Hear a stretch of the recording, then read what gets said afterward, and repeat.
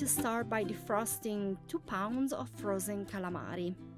We are going to use a tall pan, add 6 cups of water, and we're going to bring it to a boil. When the water is boiling, we are going to add the calamari. We're going to turn the heat off and we're going to let it sit until they are ready to be used. We're going to crush 3 garlic cloves and then we're going to set it aside. In a large frying pan, we are going to add 2 tablespoons of olive oil and we are going to heat it up on medium heat.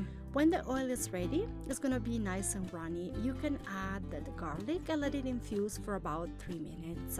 While the garlic is flavoring the oil, you can start draining your calamari. After the calamari have been drained, you can put them in the pan and you're going to cook them for a total of 4 minutes.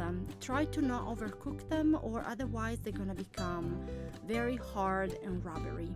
To the calamari, we're going to add 1 teaspoon of red pepper flakes, 1/4 teaspoon of pepper, and a teaspoon of salt. Mix all the ingredients together, and at the end of the 4 minutes, the calamari are done. After the calamari have been plated, I add some lemon juice for some freshness.